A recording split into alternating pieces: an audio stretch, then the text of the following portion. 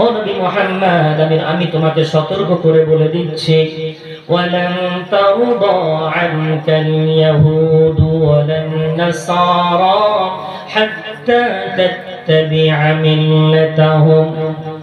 নবী মুহাম্মদ, আমি আল্লাহ তোমাকে বলে দিলাম, তুমি জেনে নিও, ইহুদি খ্রিস্টান এরা এত ভয়াবহ দুটো সম্প্রদায়, ওরা কোনোদিন আপনার উপরে, আপনার উম্মতের উপরে রাজি ততক্ষণ পর্যন্ত হবে না, যতক্ষণ না পর্যন্ত আপনি এবং আপনার উম্মত পরিপূর্ণ তাদেরকে অনুসরণ করা শুরু না করে দেবেন। যতক্ষণ না পরিপূর্ণ তাদের অনুসরণ না করবেন, ওরা খুশি হবে না। ওদের মূল টার্গেট বিশ্বনবী এবং তার উম্মতকে তাদের অনুসারী বানানো।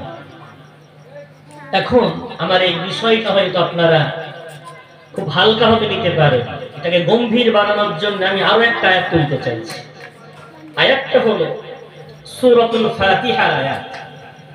নিশ্চয়ই যারা আমার সামনে বসে আছেন গুণীজন জ্ঞানীজন, আমরা ইসলামটাকে পালনীয় বানিয়ে ফেলেছি। ইসলাম পালনের নাম নয়, ইসলাম মানার নাম। এই যে নামগুলো লিখেছেন হ্যান্ডবিলের শুরুতে, একদিক দিয়ে মন চাইছে সাধুবাদ দিই, আবার মন চাইছে, আমি তো যেহেতু আমার সমাজের অবস্থা জানি, তো যেন মনে কেন হচ্ছে জানি না, এই নামগুলো নিয়ে নাম ভাঙানো হচ্ছে না তো। বিশ্বনবী পালনের নাম নয়, বড় পীর আব্দুল কাদের জিলানী হুজুর পালনের নাম নয়, দাদা হুজুর রহমাতুল্লাহ আলাইহি পালনের নাম নয়, বসিরহাটের আল্লামা পালনের নাম নয়, মেজলা হুজুর পালনের নাম নয়, মানার নাম। আজ ব্যথিত হৃদয়ে বলছি, আমাকে কিছুদিন আগে এক ভাই ফোন করে বলছেন, হুজুর কোন ব্যক্তি যদি আখিরি জোহর না পড়ে আর সে যদি নামাজ পড়ায়, তার পিছনে নামাজ পড়া যাবে? কোন সময়, যে সময় গোটা পৃথিবীর উম্মাত কাতরাচ্ছে, আফসোস করছে, শান্তি কোথায়, শান্তি কোথায়, আত্মনাদ করছে, সে সময় প্রশ্ন আসছে আমাদের কাছে, যে আখিরি জোহর না পড়ে কেউ নামাজ পড়ে, নামাজ পড়ানো যাবে? আমি তাকে বিনয়ের সাথে বললাম, ভাই আপনি আখিরি জোহর সম্বন্ধে জানেন কি? বুঝি কিছু জানি না বলেই তো জিজ্ঞাসা করছি। আমি বলছি, আখিরি জোহর পড়াকে আমাদের বড় মাওলানা আল্লামা রুহুল আমিন রাহমাতুল্লাহ আলাইহি ওয়াজিব বলেছেন।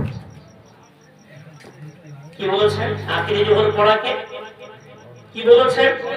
ওয়াজিব, অর্থাৎ ফরজের পরে যদি কোনো ইবাদতের মান থাকে, সেটার মান হচ্ছে ওয়াজিব। এখন শুধু কি আখিরি জোহর ওয়াজিব বলেছেন, না হুজুর আরো কিছু ওয়াজিব বলেছেন? দোয়ায় কুনুত পড়া ওয়াজিব, আত্তাহিয়াত পড়া ওয়াজিব, সূরা ফাতিহা নামাজে পড়া ওয়াজিব। এখন একই প্রশ্ন উত্তর নেওয়ার আগে আমি ঘুরিয়ে প্রশ্ন করি, যদি কেউ দোয়ায় কুনুত না জানে, সে নামাজ পড়ালে তার নামাজ হবে? একই প্রশ্ন ঘুরিয়ে যদি বলি, কেউ আত্তাহিয়াত না জানে নামাজ পড়ে, তার নামাজ হবে? আমি তখন বললাম, ভাই ওয়াজিব যদি কেউ ইচ্ছাকৃত ছাড়ে, সে মারাত্মক অপরাধী। সুতরাং তার পিছনে নামাজ পড়া মাকরুহ তাহরিমি হবে। কি বললাম? মাকরুহ তাহরিমি হবে। তবে তিনি কাদেরকে মেনে চলে এটা দেখা দরকার। শরীয়তের মসলা বর্ণনা করতে গেলে প্রত্যেকের এক একজন উসওয়া আছে, কি বলে, কাউকে অনুসরণ করে চলে। তিনি যদি আমাদের ফুরফুরা শরীফের মতাদর্শের মানুষ হন, তাহলে আল্লাহ হুজুরের ফতোয়া মেনে চলা তার উচিত ছিল। আর যদি সে সেই মতাদর্শের না হন, তাহলে তার কাছে ওয়াজিব না। আখিরি জোহর পর তার কাছে কি নয়, অন্য মতের মানুষ হলে তার কাছে ওয়াজিব না। সে যদি নামাজ পড়ায়, তাহলে সে ওয়াজিব ছাড়িনি, ওই জন্য তার কাছে কোনো সমস্যা নেই। আমি এই জন্য আফসোসটা আমার হচ্ছে, আমি যে সূরা ফাতিহার কথা বলতে গিয়ে আমার মনে পড়ছে, আজকে যদি মসজিদ সুন্দর হয়েছে, আমি যদি বলি ভাই আমি মসজিদের গোটা মুসল্লিদের সূরা ফাতিহা শুনতে চাই, নাম লিখেছেন না আল্লামা হুজুরের? আল্লামা হুজুর পালনের নাম নয়, আল্লামা হুজুর বানার নাম। ও ওই নামটা ভাঙিয়ে খাওয়ার নাম আল্লাহ হুজুর নয়, বরং আল্লাহ হুজুরের কিতাবের মশলাগুলো মানার নাম আল্লাহ হুজুরের ভক্ত। আজকে আমরা ওই নামগুলো দিয়ে দায় ছাড়া আমরা ইসলামটাকে দায় সারা বানিয়ে ফেলেছি, কিন্তু না, ওই সূরা ফাতিহার মধ্যে রব্বুল আলামিন আমাদেরকে সত্য চিনিয়ে দিয়েছেন। ওই সূরা ফাতিহার মধ্যে রব্বুল আলামিন আমাদেরকে দোয়া শিখিয়েছেন। ওই সূরাটার নাম সূরাতুদ দুআ, ওই সূরাটার নাম হলো সূরাতুশ শিফা। ওই সূরাটার অনেকগুলো নাম, তার মধ্যেই সূরাতুদ দুআ। আমার আল্লাহ দোয়া শিখিয়েছেন, বান্দাকে বান্দারা দোয়া করো আমার কাছে যেভাবে তোমরা বলো, ইহদিনাস সিরাতাল মুস্তাকিম সিরাতাল লাযীনা আন'আমতা আলাইহিম। আমার আল্লাহ আমাদেরকে সঠিক পথ বলে দাও, সঠিক দিক নির্দেশনা আমাদেরকে দেখিয়ে দাও। আল্লাহ তাদের পথের পথিক আমাদেরকে বানিয়ে দাও, যাদের উপরে আল্লাহ তুমি নিয়ামত প্রদান করে দিয়েছো। আল্লাহ এতটুকু বলে ক্ষান্ত হলেন না রব্বুল আলামিন, এরপরে যে দামি কথাটা আল্লাহ বললেন সেটা আল্লাহ বললেন, বান্দা এটাও বলো, গায়রিল মাগদুবি আলাইহিম ওয়ালাদ-দাল্লিন। আল্লাহর কাছে এভাবে তোমরা দোয়া চেয়েছে, বলো আল্লাহ আমাদেরকে ওই পথের পথিক বানিও না যারা মাগদুবি আলাইহিম এবং যারা দাল্লিন। ওটা মুফাসসিরিনগণ এক বাক্যে বলেছেন, মাগদুবি আলাইহিম হলো ইহুদি এবং দাল্লিন হলো খ্রিস্টান। আমার আল্লাহ খালিক, আমার আল্লাহ মালিক, আমার আল্লাহ আমাদের জীবন প্রদানকারী, তিনি খুব ভালো জানেন আমার বান্দাগুলো একদিন ওই ইহুদি খ্রিস্টানদের পথের দিশারি, ওদের পথের পথিক হয়ে যাবে। তাই আমার আল্লাহ সতর্ক করে বান্দাকে বললে, সূরা ফাতিহার মধ্যে 5 ওয়াক্ত নামাজে যে রাকাত তুমি পড়ো না কেন, যে নামাজে তুমি পড়ো না কেন, সূরা ফাতিহা পড়লে অবশ্যই তোমার শত্রু তুমি চিনে যাবে। একটু জোরে বলা যাবে না সুবহানাল্লাহ? গায়রিল মাগদুবি আলাইহিম ওয়ালাদ-দাল্লিন, তাদের পথে চালিও না যারা গজব প্রাপ্ত, যারা পথভ্রষ্ট। আর দুঃখের সাথে বলতে হয়, পৃথিবীতে আমাদের শত্রু কারা? বিভিন্ন প্রতিবাদ সভা, বিভিন্ন ধর্ণা ইত্যাদি দিচ্ছি, আমরা দেখতে পাচ্ছি আমাদের শত্রু হলো, কোরআন বলছে আমাদের সবচেয়ে বড় শত্রুর নাম ইহুদি, নাম্বার 2 খ্রিস্টান। কিভাবে? বিশ্বনবীর প্রচুর হাদিস আছে যাতে রাসূল করিম সাল্লাল্লাহু আলাইহি ওয়াসাল্লাম বলেছেন, ইহুদিরা রাসূলদের হত্যাকারী, নবীদের হত্যাকারী, বিশ্বনবীর সাহাবাদের হত্যাকারী, আমার নবীর খাদ্যে বিষ মিশ্রিতকারী। এতটুকুই শুধু নয়, আজ আমি ধরে নিলাম পূর্বের ইতিহাস যদি নাও জানেন, বর্তমান ফিলিস্তিনের অবস্থা তো আমরা সবাই জানি। কোন মুসলমান আছে, কোন আমার ইমানদার ভাই বোন আছে ফিলিস্তিনের খবর জানে না? আহারে আমার ফিলিস্তিনের ভাই বোন গুলো, তাদের জন্য আপনাদের চোখে পানি পড়ে কিনা জানি না, তাদের জন্য কদিন মুনাজাত করেছি তাও জানি না, তাদের জন্য কি পদক্ষেপ নিয়েছি তাও জানি না। আমার রাসূল হাদিসের মধ্যে বলেছেন, 3 ধরনের মানুষের দোয়া বদদোয়া ডাইরেক্ট আল্লাহ কবুল করে নেন। আমার রাসূল হাদিসের মধ্যে বলছেন, সালাতু দাওয়াতিন মুস্তাজাবাতিন লা শাক্কা ফীহিন।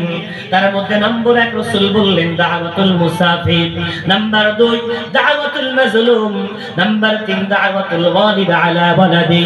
আমার রাসূল বলছেন, প্রথম নাম্বার মুসাফিরের দোয়া বদদোয়া, নাম্বার 3 অত্যাচারিত ব্যক্তির দোয়া বদদোয়া আমার আল্লাহ ডাইরেক্ট কবুল করে নেন। ফিলিস্তিন আজকে তারা অত্যাচারিত, আজকে তাদেরকে আমার ইন্ডিয়ার সংবাদ মাধ্যম নাম দিয়েছে ফিলিস্তিনের সন্ত্রাসবাদী। জানি না এই কথাটা শুনে আমাদের কষ্ট হয় কি। ওই নিউজ চ্যানেলগুলো আমরা ফলো করি, ওই পত্র পত্রিকা পড়ি না, পা দিয়ে মারিয়ে দিই। যারা আমার মুমিন ভাই বোনগুলোকে সন্ত্রাসবাদী বলে, আপনার ঘরে যদি আমি কাঠিয়াট থেকে এসে ঘর থেকে বার করে দিই, আর আমি বসার জায়গা নিতে গিয়ে শুয়ে ওখানে বিশ্রাম করতে করতে ঘরটা আমার বলে দাবি করি, আর একটা লাঠি এনে আমার যদি মাথায় মারতে চান, তাহলে আপনি কি সন্ত্রাসবাদী না আত্মরক্ষাকারী? বাইতুল মুকাদ্দাস এটা কোন পৃথিবীর কোন জাতির সম্পদ নয়, এটা আম্বিয়াদের সম্পদ, এটা মুমিনদের সম্পদ, এটা মুসলমানের সম্পদ। আমার নবী মুহাম্মদ সাল্লাল্লাহু আলাইহি ওয়াসাল্লাম স্বয়ং ওই বাইতুল মুকাদ্দাসের দিকে ফিরে দীর্ঘ 17 মাস নামাজ আদায় করেছেন। ওই জন্য বাইতুল মুকাদ্দাস উম্মতে মুহাম্মাদীদের একটা কিবলা জুড়ে বলা যাবে। সেই বাইতুল মুকাদ্দাস আজকে তড়পাচ্ছে, হাহাকার করছে, চিৎকার করছে।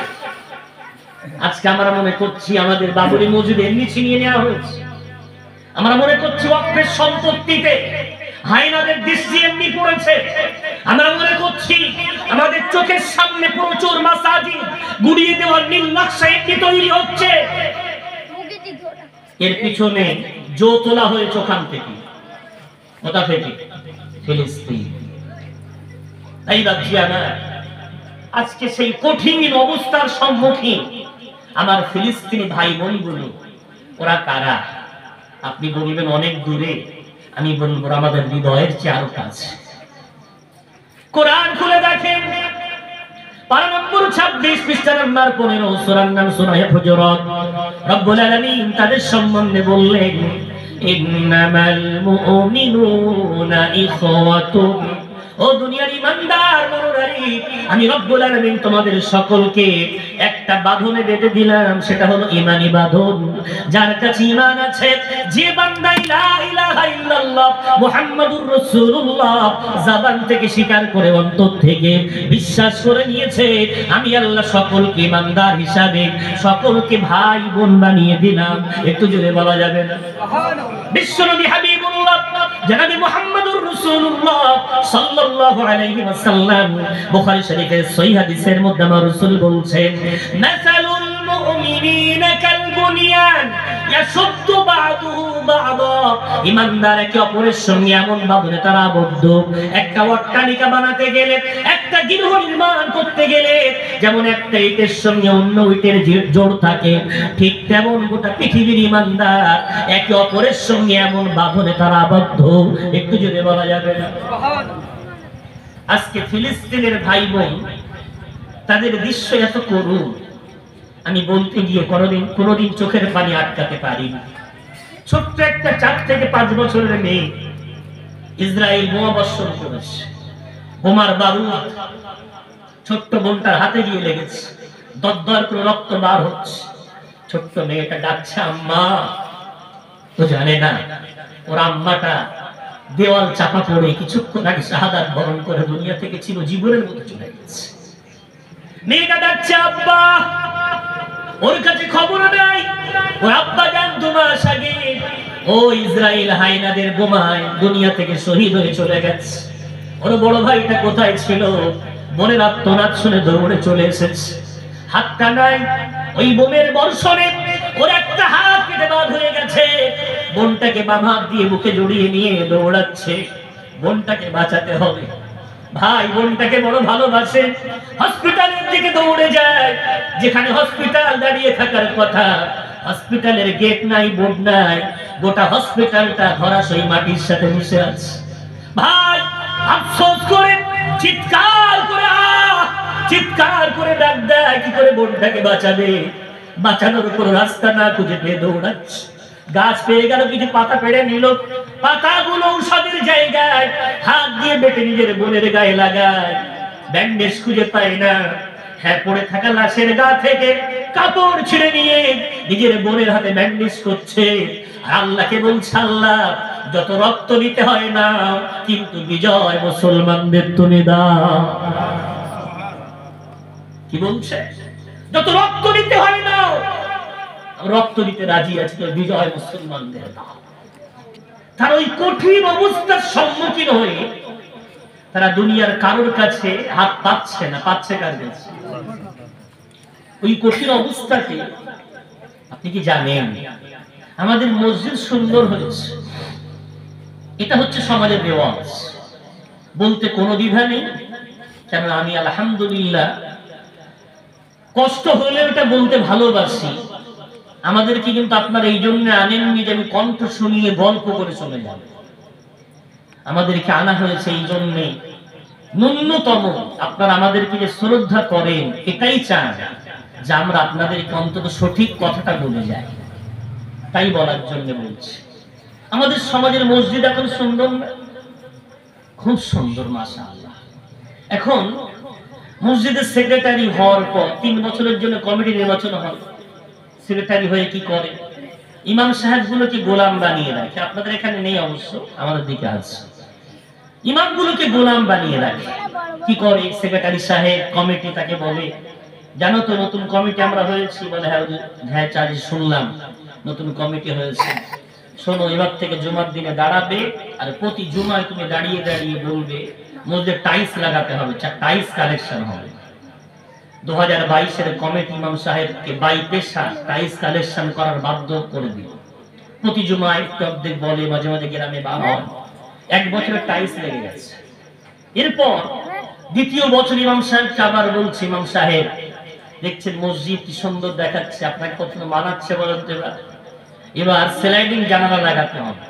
আবার চাঁদা। ইমাম সাহেব আবার স্লাইডিং জানালা কালেকশন শুরু করেছে। 3য় বছর আবার বলছে, হুজুর দেখছেন মসজিদ কি সুন্দর মানিয়ে গেছে, এবারে এসি লাগাতে হবে।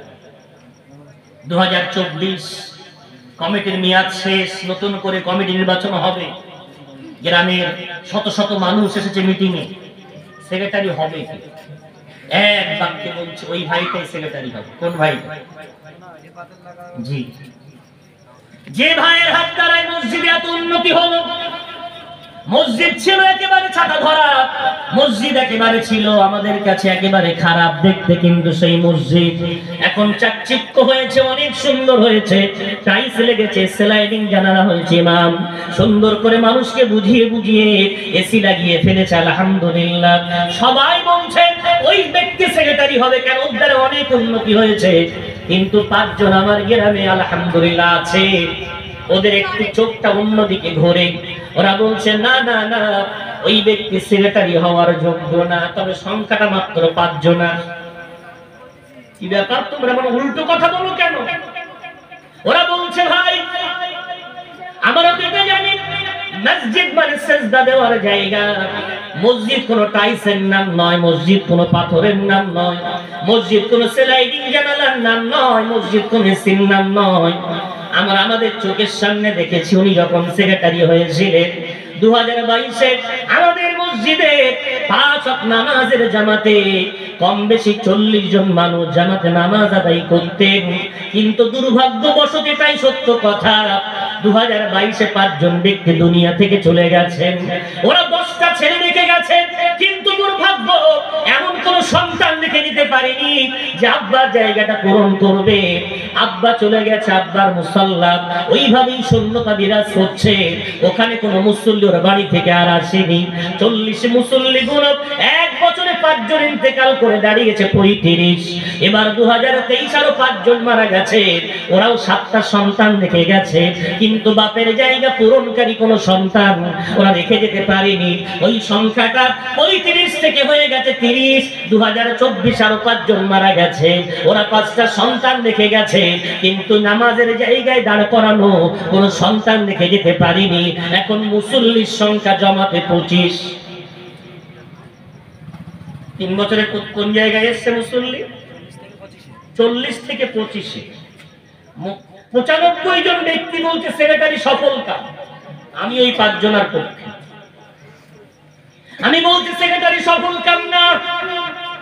ওই সেক্রেটারি আবার সেক্রেটারি হওয়ার যোগ্য না, ওই সেক্রেটারি আবার দায়িত্ব পাওয়ার যোগ্য না। না না না, মসজিদ কোন টাইলসের নাম নয়, মসজিদ কোন এসির নাম নয়, মসজিদ কোন সুন্দর করে স্লাইডিং জানালা লাগানোর নাম নয়, মসজিদ হলো সেজদা দেওয়ার জায়গার নাম। কমিটি হওয়ার আগে তার প্রথম দায়িত্ব হবে কোরআন খুলে দেখে নেওয়া যে কমিটি হতে গেলে আমাদের কি করণীয় আছে। রব্বুল আলামিন পারা নম্বর 10 পৃষ্ঠা নম্বর 8 সূরার নাম সূরা তাওবার মধ্যে আল্লাহ বলেছেন, ইন্নামা ইয়া'মুরু মাসাজিদাল্লাহি মান আমানা বিল্লাহি ওয়াল ইয়াউমিল আখিরি ওয়া আকামাস সালাতা ওয়া আতাজ যাকাতা ওয়া লাম ইয়াখশা ইল্লাল্লাহ। মসজিদ আবাদকারী হবে তারা যাদেরকে আমি আল্লাহ 5টা গুণে গুণান্বিত করেছি। একটু জোরে বলা যাবে? কয়টা গুণ?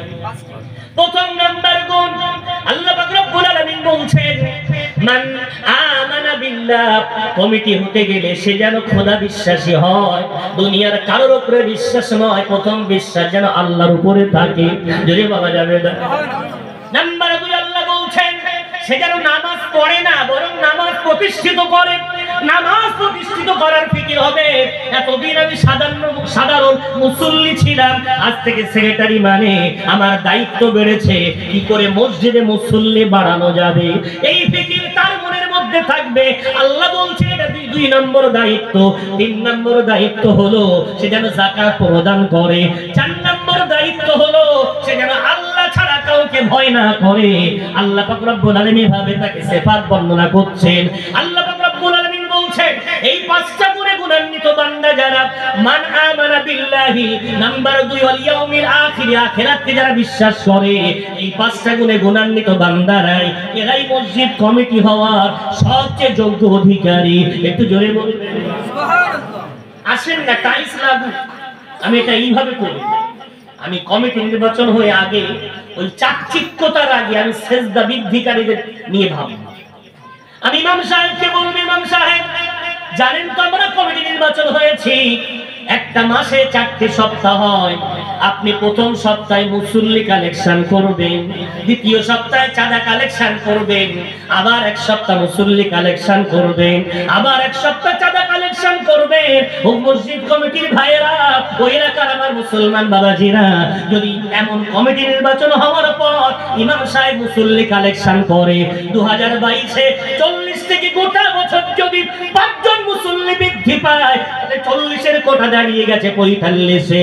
2023-এ আরো 5 জন মুসল্লি যদি বৃদ্ধি হয়, ওই মসজিদের মুসল্লির সংখ্যা দাঁড়িয়েছে 50-এ। এরপরে আরো 5 জন মুসল্লি যদি 2024-এ কালেকশন হয়, মুসল্লির সংখ্যা দাঁড়িয়েছে 55। ওই মসজিদে টাইলস লাগুক না লাগুক, ওই মসজিদে এসি লাগুক না লাগুক, ওই মসজিদের স্লাইডিং জানালা হোক আর না হোক, ও কমিটির ভাইয়েরা, ওই মসজিদের দায়িত্ব নেওয়ার পর তুমিও জান্নাতি, তোমার আমলগুলো তোমার জন্য নাজাতের জরিয়া হয়ে যাবে।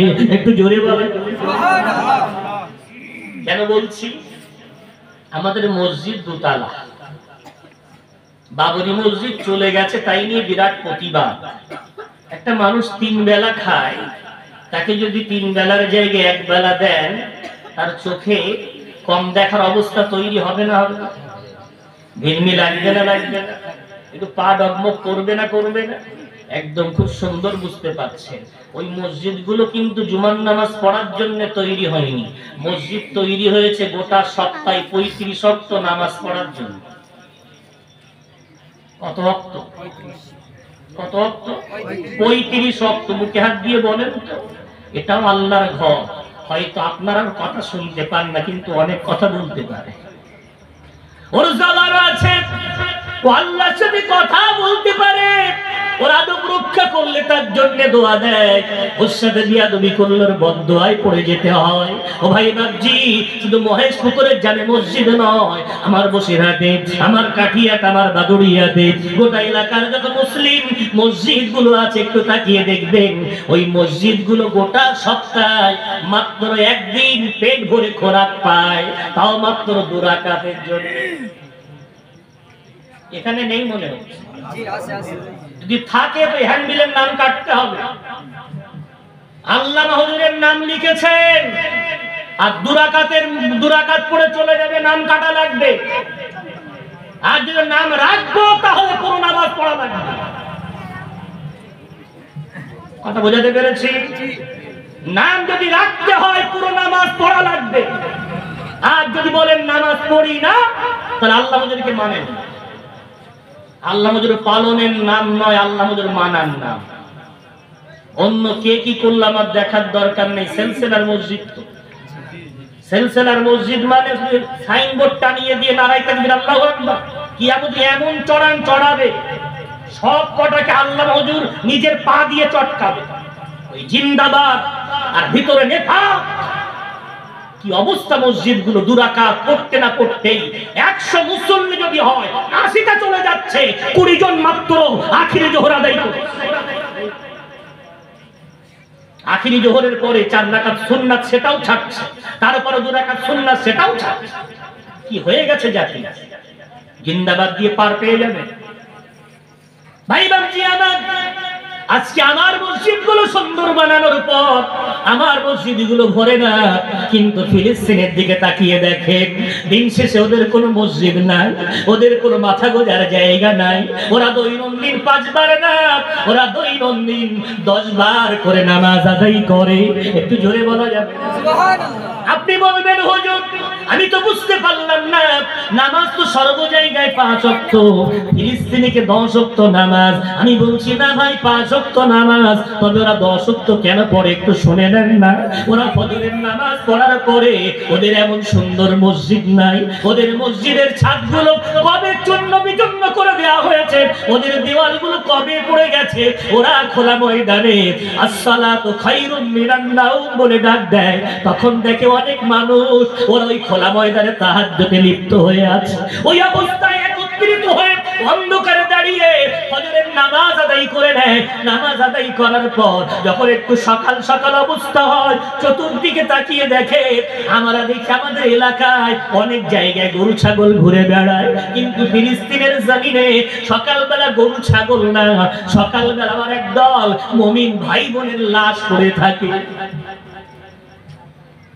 ওরা ফজরের নামাজ আদায় করার পর আবার একটা নামাজ পড়ে, সেই নামাজটার নাম জানাজার নামাজ। গত রাত থেকে সকাল পর্যন্ত ইহুদিদের বোমার বর্ষণে যারা শহীদ হয়ে গেছে তাদের জানাজার নামাজ ফজরের নামাজের পর, জোহরের নামাজের পর আবার জানাজা, আসরের নামাজের পর আবার জানাজা, মাগরিবের নামাজের পর আবার জানাজা, ইশার নামাজের পর আবার জানাজা। ওরা 5 ওয়াক্ত নামাজও পড়ে, সঙ্গে 5 বার করে জানাজার নামাজ আদায় করে। ও ভাই বাবজি আমার, এরপরে ওরা কোনোদিন ইসরায়েলের পা চাটতে রাজি না। একটু জোরে বলা যাবে?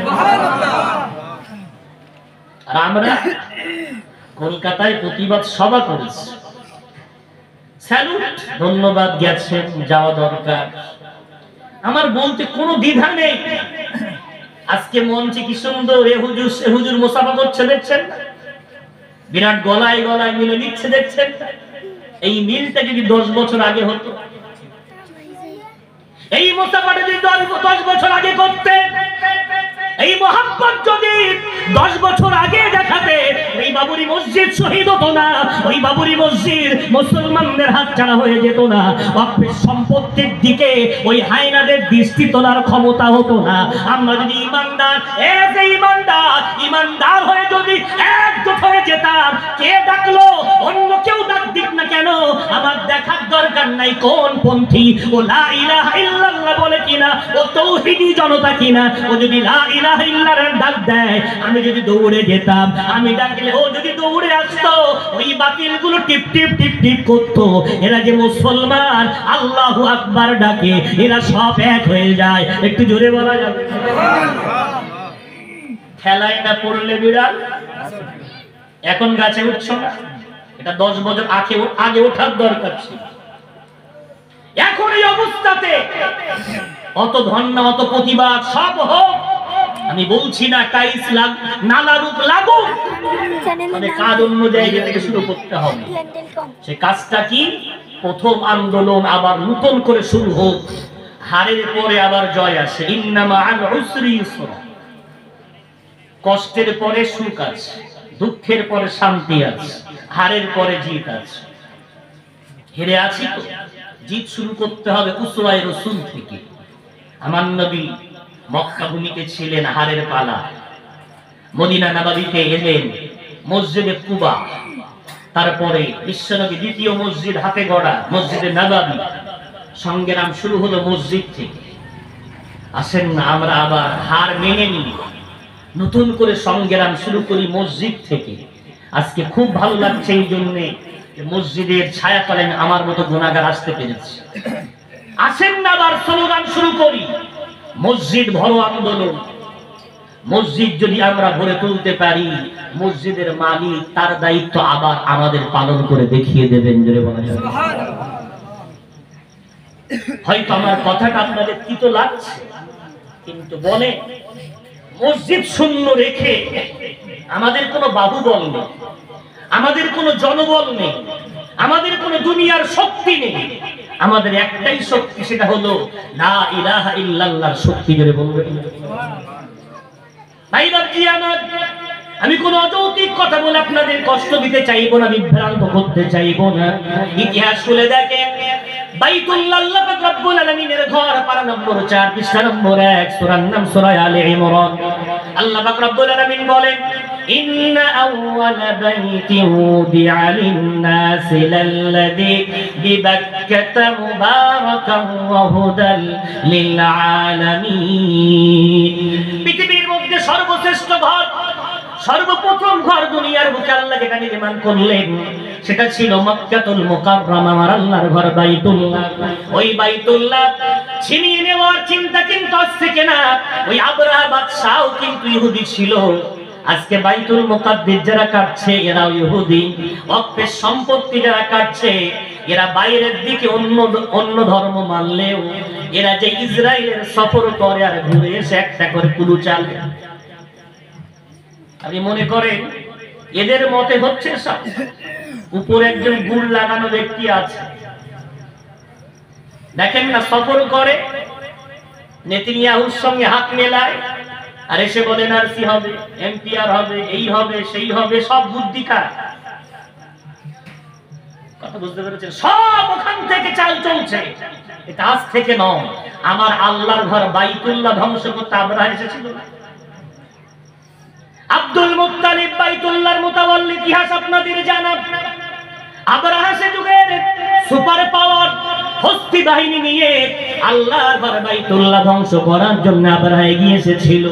আমরা এখন সুপার পাওয়ার দেখলে ভয় খাই কেন? যার কাছে অ্যাটম বম আছে ওর সঙ্গে কেউ চোখে চোখ রেখে কথা বলতে পারে না। সে যুগের যার কাছে হাতির দল ছিল তার সাথে লড়াই করতে যাওয়া মানে বোকামি, তাই তার সাথে কেউ লড়াই করতে যেত না, তাকে দেখলে অটোমেটিক সারেন্ডার হয়ে যেত। আবরাহা যখন মক্কা এসেছে তা আব্দুল মুত্তালিব সারেন্ডার হয়েই নিজের জনগণকে বলে দিয়েছে, দেখো আমাদের অত ক্ষমতা নেই লড়াই করার, আত্মরক্ষা করার জন্য পাহাড়ে গিয়ে আশ্রয় না। আবরাহা লড়বে তো কার সাথে? সামনে তো সৈন্য নেই, প্রতিপক্ষ কেউ নেই। এরা বিরাট চালবাজ হয়। কোরআনুল কারীমে আল্লাহ বলেছেন 3 পারা 16 পৃষ্ঠা, ওয়ামাকারু ওয়ামাকারাল্লাহ, চালবাজ, বিরাট চালবাজি ওদের জানা আছে। ওরা কি চাল চাললো? আব্দুল মুত্তালিবের উট চুরি করে নিয়ে যাওয়ার আলোচনা হলো। সকালবেলা আব্দুল মুত্তালিব ঘুম থেকে উঠে দেখে তার 100 উট আবরাহার সৈন্যরা হাতিয়ে নিয়ে চলে গেছে। আব্দুল মুত্তালিব খবর পেয়ে আবরাহার দরবারে এতদিন যায়নি, আজকে গেছে। মক্কা ভাঙতে এসেছিল, কোনদিন তার কাছে মাথা নোয়ায়নি, আজকে গেছে বীরের মতো। ওই আবরাহা, গত রাত্রে আমার উটগুলো তো সৈন্যরা চুরি করে এনেছে, উটগুলো ফিরিয়ে দে। তখন আবরাহা ভাসে দিয়ে বলছে, আব্দুল মুত্তালিব তোমার মতো স্বার্থপর ব্যক্তিকে মানুষ কাবার মুতাওয়াল্লি বানিয়েছে? আব্দুল মুত্তালিব বলেছিলেন, ওরে আবরাহা স্বার্থপর কেন বললি? আবরাহা তখন বলছে, কেন বলবো না, আল্লাহর ঘর বাইতুল্লাহ ভাঙতে এলাম, তাতে তোর কোনো মাথা ব্যথা নাই, অথচ যেই তোর মালগুলো ছিনিয়ে আনা হলো সেটা কারার জন্য তুই দৌড়ে চলে এসেছিস। ওই সময় আব্দুল মুত্তালিব বলেছিল, ওরে আবরাহা কানটা খুলে শুনে রাখ, তোর ওই দূরদৃষ্টি নাই যে দূরদৃষ্টি আল্লাহ আমাকে দিয়েছে। কেন? আমি দুনিয়ার কারোর দাদা নই, আমি হলাম মুহাম্মদ আরবি সাল্লাল্লাহু আলাইহি ওয়াসাল্লামের দাদা জান। জোরে বলা যাবে? তোর ওই দৃষ্টিটা তুই দেখতে পাচ্ছিস, আমি উটের মালিক, আমার দায়িত্ব উটগুলো দেখভাল করা। আমি তো বাইতুল্লাহর মালিক না, মুতাওয়াল্লি, দেখভাল করি, আমি রাখাল। বাইতুল্লাহর মালিক কে? ওরে আবরাহা কান খুলে শুনে রেখে দে, আমি বাইতুল্লাহর মালিক নই, উটের মালিক। তাই উট ছাড়াতে এসেছি। ওই বাইতুল্লাহর মালিক যিনি, তিনি ঠিক তার ঘরকে হেফাজত করে নেবেন। এই বলে আব্দুল মুত্তালিব আবরাহার কাছ থেকে চলে গেল। আবরাহা বিরাট রেগে গেল, হস্তি বাহিনী নিয়ে আক্রমণ শুরু করে দিল। গোটা ঘটনা আমার আল্লাহ সূরাতুল ফিল বলে একটা সূরা, আলাম তারা কাইফা ফাআলা রাব্বুকা বিআসহাব আসহাবিল ফিল। গোটা সূরাটা পড়ে নেবে, আমার আল্লাহ তাদেরকে ভক্ষিত তীরের মতো বানিয়ে দিল। অর্থাৎ গরু যেমন ঘাস খেয়ে ফেলার পর সেখানে আঙুল দিয়ে কোনো ঘাস তুলতে চাইলে ঘাসের আর কোনো পাতা খুঁজে পাওয়া যায় না, আমার আল্লাহ ঠিক এমন ভাবে ওদেরকে ধরার সাথে এমন করে মিশিয়ে দিয়েছিলেন। একটু জোরে বলা যাবে না? তাহলে আল্লাহর ঘর আল্লাহ হেফাজত করে যখন বান্দা তার ঘরের সাথে সুন্দর আচরণ করে। ঘরের কাজ যদি আমরা করি, ঘরের মালিক আমাদের দায়িত্ব তিনি নিয়ে রেখেছেন, কিন্তু আমরা করছি। মসজিদ শূন্য, আরো বেদনাদায়ক দুটো প্রতিবাদ সভা হয়ে গেল। একটা হয়ে গেল 19 তারিখে আর একটা 28 তারিখ। দেখবেন আমাদের সময় আমরা যখন ছাত্র ছিলাম খুব মনে পড়ে, কামরুজ্জামান সাহেব ছিলেন, ইদ্রিস আলী সাহেব ছিলেন, তাদের ডাকে আমরা যখন যেতাম কলকাতার রাস্তাতে জোহরের জামাত হতো, পুলিশের লাঠির বাড়ি খেয়েছি, নামাজ হবে জামাত। এখন নামাজ আছে? আমি তো দেখি। আমাদের আলিপুরে নিয়ে গেছে, আলিপুরে যাওয়ার পর উজু করব, নামাজ হবে, আজান দিচ্ছে একটা ছেলে দাঁড়িয়ে, উজুর পানি নেই, ওদের তো সব পেশাব করে পানি ফানি লাগে না, এখন পানি পানি করে চিৎকার উঠছে। লাস্টে ওরা পাইপ খুলে দিয়েছে, উজু করো, মিনিট 15-এর মধ্যে টোটাল ট্যাঙ্ক খালি হয়ে গেছে। লাস্টে জেলা ফোন করছে, কিছু একটা করে, এদের রাখা যাচ্ছে না, এরা উজু করবে, নামাজ পড়বে। 15 মিনিট রাখার পর ছেড়ে দিয়েছে। আলহামদুলিল্লাহ, আমাদের সেই প্রতিবাদ সভাগুলো প্রত্যেকটা সফল। যে আন্দোলন হয়েছে আলহামদুলিল্লাহ সেই আইন আর পাস করতে পারেনি। কি ছিল? নামাজ। আজকে জানি না, এদিকে আমাদের ঘর শূন্য, মসজিদ শূন্য, আমরা প্রতিবাদ সভা করছি।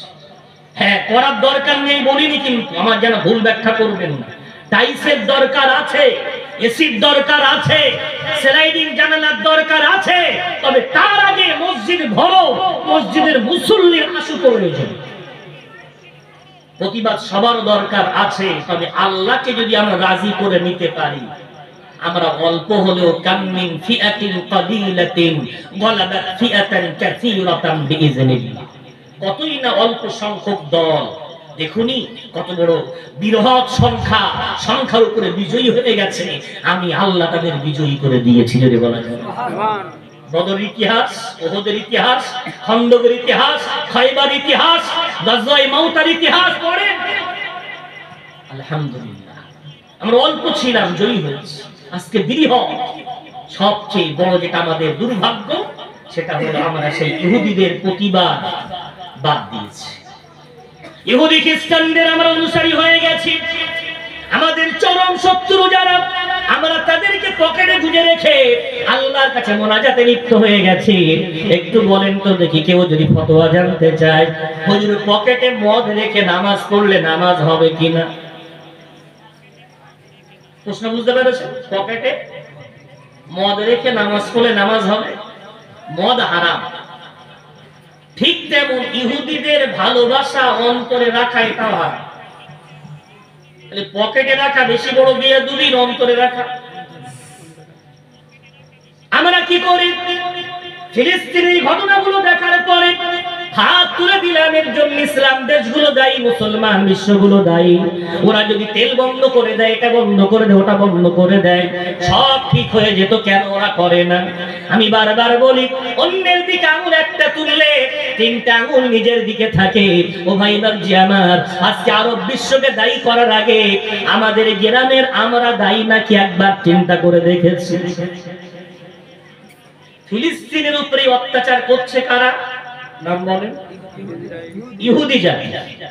এদের দুষ্টামি ফাজলামি হাদিস থেকে আমি বলবো, তার আগে একটু শুনেন।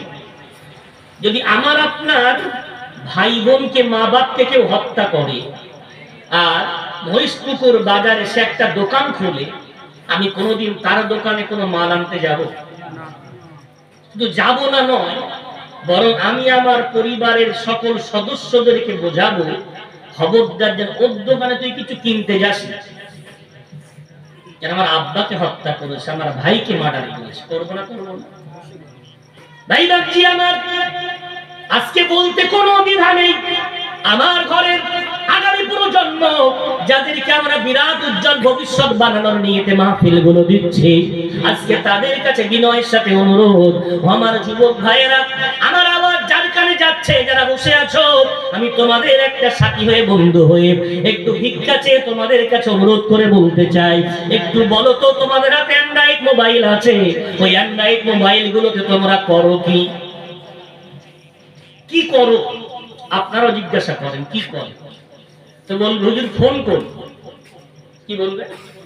ফোন করি। ঠিক আছে, আমি আব্দুল কাইয়ুম 1 মাসের জন্য তোমার খাদেম হয়ে যাও, আজকেই বাড়িতে ফোন করে দেব, আমি 1 মাসের জন্য মহেশপুর থেকে যাচ্ছি, একটু কাজ আছে। কাজটা কি? আমি তোমার গোলাম। ওই রিসিভার ফোন আছে আগেকার গানে, ওই রিসিভার ফোনটা আমি হাতে নিয়ে তোমার পিছনে পিছনে ঘুরবো, যখনই ফোন করার দরকার আমি ডায়ালও করে দেব, তোমার কানেও ধরে রাখবো, তোমার ফোন আমি করিয়ে দেবো। রাজি আছো?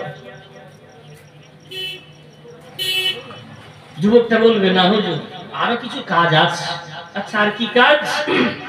একটু জলসা টলসা শোনো। আচ্ছা আলেমদের জলসা শোনো, ওই দেখি তোমার মোবাইলের হিস্ট্রি চেক করে তুমি কত জলসা শোনো। যেই বলা হবে তখন বলবে হুজুর না থাক। তাহলে কি করো বাবা, সত্য কথাটা বলো। ও তখন বলতে বাধ্য, বলবে হুজুর 8-10 ঘন্টা অনলাইন গেম খেলে। ওই যুবকের আম্মা আব্বা যারা আছেন, মসজিদের ইমাম সাহেব তথা আমার মতো বক্তা যারা আমরা আছি, আমাদের কোনো বলতে দ্বিধা নাই। একটু নয় করে আমি আপনাদেরকে বোঝাতে চাচ্ছি। আমি হাত তুলে বললাম, আমার ফিলিস্তিনের ভাই বোনদের হত্যা করার জন্য ইসরায়েল দায়ী, আর এর জন্য দায়ী হলো আরব বিশ্ব। কেন ওরা ওদেরকে টাইট করছে না? কিন্তু আপনার কাছে খবর আছে নাকি, আমার ভারতবর্ষের মুসলমান এরা যে অনলাইন গেম গুলো খেলে, এই অনলাইন গেমে যত পয়সারা ব্যয় করে, এই পয়সার মধ্যে 90% পয়সা ইসরায়েলের অ্যাকাউন্টে জমা হয়, আর 10% পয়সা ভারত সরকার পায়। তাহলে আমার ঘরের যুবকটা 100 টাকা যদি গেমের পিছনে ব্যয় করে, 90 টাকা পায় ইসরায়েল বাহিনী, অর্থাৎ ইহুদি জাতি আমার মুমিন ভাই বোনের হত্যাকারী। আরে যারা আমার ভাই বোনকে সকাল সন্ধ্যা হত্যা করছে, আমি মহেশপুর থেকে তাদের কাছে প্রতিদিন 90 টাকা করে অনুদান পাঠাচ্ছি। তাহলে আমি কি তাদের দোকানের কাস্টমার হলাম না? আল্লাহ তো জানতেন তিনি খালিক, তিনি মালিক। তাই বান্দাকে শেখাচ্ছেন, বলো বান্দা গায়রিল মাগদুবি আলাইহিম ওয়ালাদ-দাল্লিন। নামাজে বলো, 5 ওয়াক্ত নামাজে বলো, ওয়াজিব নামাজ, সুন্নাত নামাজ, নফল নামাজ, তাতেও বলো গায়রিল মাগদুবি আলাইহিম ওয়ালাদ-দাল্লিন। আল্লাহ ওদের পথে পরিচালনা করো না, ওদের পথে পরিচালনা করো না, এত তাকিদ দিয়ে আল্লাহ কেন বলছে?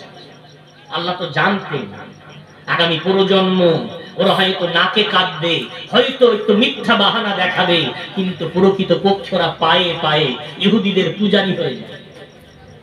আজকে আমার ঘরের যুবকগুলো সব ওদের দোকানের কাস্টমার। আমার ঘরের যুবতী বোনগুলো এখান থেকে 20 বছর আগে আলহামদুলিল্লাহ আমার ঘরের বোনগুলো এত সুন্দর তারা ছিল। হয়তো সে যুগে এত কারেন্ট ছিল না, এত উন্নতি ছিল না, রাস্তাঘাট এত মানুষের সমাগম ছিল না, কিন্তু সে যুগের বোনগুলো অনেক ধন্য ছিল। ওরা কি করত? বিকাল বেলা হলে সন্ধ্যার পরে বসে বসে ওদের যদি কোনো কাজ না থাকতো, ওরা উল নিয়ে বিভিন্ন ভেলপেটের উপরে বিভিন্ন সাদা কাপড়ে ফুল তৈরি করত, কবিতা লিখত, মক্কা মদিনা বানাতো, আবার দেওয়ালে ঝুলিয়ে রাখতো। ওদের যখন কেউ দেখতে আসতো তো দাদারা বলতো, দেখো আমার নাতনির হাতের কাজ দেখেছো? বালিশের কভারে ডিজাইন বানাতো, দেখেছেন? আজকে সেই যুবতী বোনগুলো জানে হাতের কাজ। ওদের হাতে এখন ফেসবুক, ওদের হাতে এখন হোয়াটসঅ্যাপ, ওদের হাতে এখন মেসেঞ্জার। আমার যুবতী বোনগুলো সব ওই ইহুদিদের দোকানের কাস্টমার। এতটুকুই শুধু নাকি, আমার আগামী প্রজন্ম ফুলের মতো আমার ছোট্ট ছোট্ট সন্তান, মাত্র 3 বছর বয়স, ওই বাচ্চাগুলো এখন জেদ ধরেছে, ওদেরকে মোবাইলের কার্টুন না দেখালে ওরা কিন্তু আর খাবে না। কার্টুন না দেখালে খাবে না। কার বেটা? পীর সাহেবের, বক্তা সাহেবের, আলেম সাহেব, ইমাম সাহেবের, সবার বেটা। কার্টুন না দেখালে খাবে না। আপনারা হয়তো বলছেন একটু কার্টুন দেখলে সমস্যা, মূল সমস্যা ওখানে নয়, সমস্যা অন্য জায়গায়। হাদিসে জিবরাইল বলা হয়, এই হাদিসটা স্বয়ং জিবরাইল আমিন বিশ্বনবীর হাঁটুতে হাঁটু লাগিয়ে এই হাদিসটা বিশ্বনবীর কান থেকে শুনেছিলেন।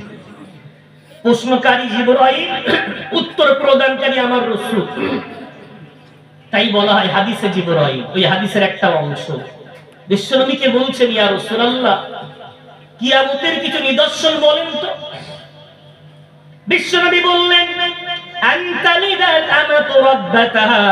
শেষ জামানা কিয়ামত যখন সন্নিকট চলে আসবে, ওই সময়ের একটা নিদর্শন হলো বাপ মা সন্তান শাসন করতে পারবে না, বরং সন্তান বাপ মাকে শাসন করবে। কি হবে? বাপ মা সন্তান শাসন করতে পারবে না, সন্তান বাপ মা শাসন করবে। সে জামানা এসছে না দূরে আছে? আমাদের সময় 5-7 ভাই বোন সকালবেলা আম্মা আমানি গুলে দিয়ে নুন দিয়ে ঝাল গুলে খাওয়াতে বসেছে। মেজো ছেলেটা বলছে আমি খাবো না, তো মা বলছে খাবি না, না খেয়ে যা, কত সময় থাকতে পারিস দেখি। সকাল গেল, দুপুর গেল, বিকাল গেল, পেটের টানে বিকালবেলা দাদিমার আঁচল ধরে কাঁদছে আর বলছে দাদিমা ক্ষুধা লেগেছে, এটা আম্মার কাছে যাও না। সেই সকালের পচা পান্তা সেটাকে দাদিমা সন্ধ্যাবেলায় আবার নতুন করে নুন দিয়ে গুলে খাইয়েছে। পেটে টান ধরলে খাবে না মান। আর এখন তো 1 পিস কপিস, বুঝতে পারছেন? কপিস এখন 1 পিস, খুব জোর 2 পিস, তারপরে ল আর নেবেন। জি, এখন এই 1 পিস তো বাঁচিয়ে রাখতে হবে। ও খাবে না, ওকে কি করে খাওয়ানো যায়? বাপ একবার গোলামি করছে, তুই বাবু ওইটা দেখো, ওটা দেখবে না, গজল দেবেন সরিয়ে দেবেন, কেরাত দেবেন সরিয়ে দেবো, কার্টুন দেবেন। বাপ গোলামি করছে, মা গোলামি করছে। বিনয়ের সাথে আমার অনুরোধ, এই কার্টুন আবিষ্কার কারা করেছে? ইহুদির বাচ্চা নাস্তিকেরা। ওরাই কার্টুনগুলো আবিষ্কার করেছে। আমার ঘরের ছোট্ট ফুলের মতো বাচ্চা, 3 বছরের সন্তান, এখন উপার্জন করতে শিখিনি, ওর দেহে এখন অনেক ক্ষমতা তৈরি হয়নি, এখন আমার কথা মানে না, এক্ষুনি আমার উপরে গরম দেখায়, এক্ষুনি আমার উপরে চোখ রাঙায়। এখন থেকে আমাকে ওর পাগল বানিয়ে রেখেছে। ও বাপ মার দল, যারা বাচ্চাদের এমন করে তুমি পাগল বেড়ে গেছো, প্রস্তুত থাকো। ওই ছেলেটা যেদিন উপার্জন করতে শিখবে, ওই ছেলে যেদিন তার দেহে ক্ষমতা ফিরে পাবে, তোমাকে সেবা নয়, তোমাকে বৃদ্ধাশ্রমে ঢুকিয়ে পড়ে অন্য কথা। প্রস্তুত হও।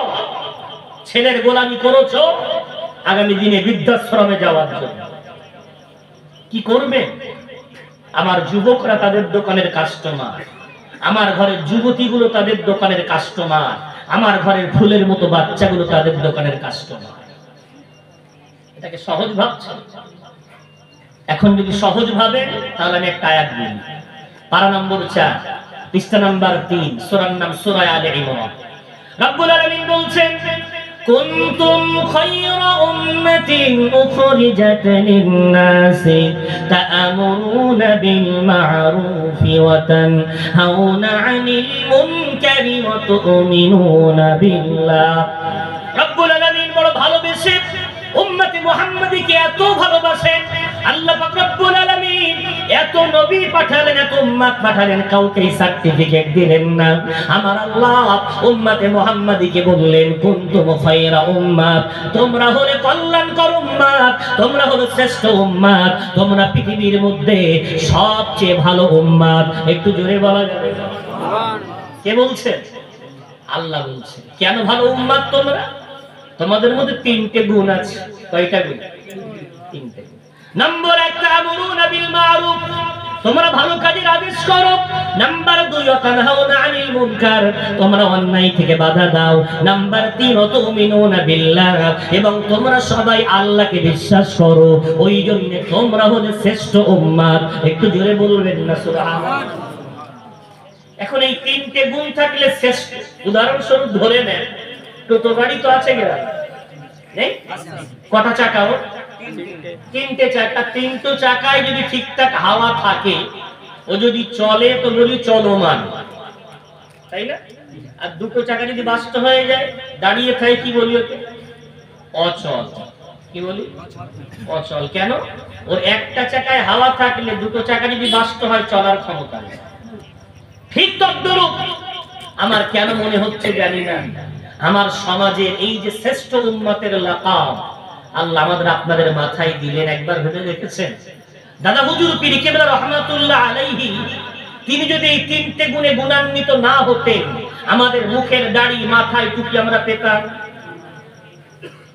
আল্লাহ হুজুর যদি এই গুণে গুণান্বিত না হতেন, এই মাথার টুপি এই মুখের দাড়ি আমরা কি পেতাম? ইসলামের বাতি কি আমাদের এলাকায় কেউ জ্বালানোর মানুষ ছিল? না না না, হুজুর আল্লাহ পাক রব্বুল আলামিনের দেওয়া ওই তিনটি গুণে গুণান্বিত ছিলেন। কিন্তু দুঃখের বিষয় আমরা সুবিধাবাদ জিন্দাবাদ, তাই একটা গুণ নিয়ে এখন জিন্দাবাদ দেওয়া শুরু করেছি। ওই একটা গুণ হলো আমরা সবাই আল্লাহকে বিশ্বাস করি, এতে কারোর দ্বিমত নেই, কেউ অস্বীকার করি না যে আল্লাহকে আমরা বিশ্বাস করি। কিন্তু ভালো কাজের আদেশ আমাদের নাই, অন্যায় থেকে নিষেধ আমাদের নাই। আছে ভালো কাজের আদেশ? আমি দেখাচ্ছি, চলে। ভালো কাজের আদেশ যদি হতো, আমাদের সমাজে ফতোয়া দেয়। কি ফতোয়া? ওই বাচ্চাদের মসজিদে নিয়ে যাবি না, যে ডিস্টার্ব করবি। ওরে বাবা রে, আপনি জানেন তুর্কিস্তানের একটা মসজিদ বছর 4-5 আগের দৃশ্য আমি দেখেছি। মসজিদের পিছনে একটা ছোট্ট ঘেরা, হাঁটু পর্যন্ত একটা জায়গা ঘেরা, তাতে কিছু বল কিছু বেলুন দেওয়া আছে। মুয়াজ্জিন আযান দিয়েছে, আল্লাহু আকবার আল্লাহু আকবার। গোটা গ্রামের বাচ্চাগুলো আযান শোনার সাথে সাথে ওরা ঘর থেকে দৌড়াচ্ছে, দেখার মতো দৃশ্য। কোথায় যায় কোথায় যায় কোথাও না। আযান শুনেছে মানে আল্লাহ ডাকছে, সব আল্লাহর ঘরে মসজিদে গিয়ে হাজির।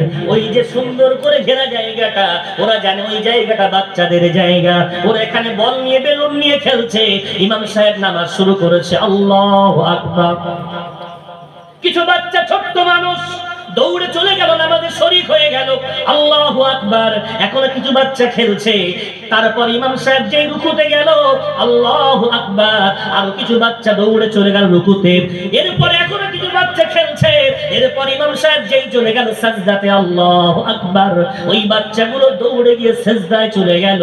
এখন আমার গ্রামে যদি এমন বাচ্চারা দৌড়ায়, নামাজ ফিরি একদল খুব মেজাজ নিয়ে বলবে, কার বাচ্চা গো? ওরে বাবা, কার বাচ্চা?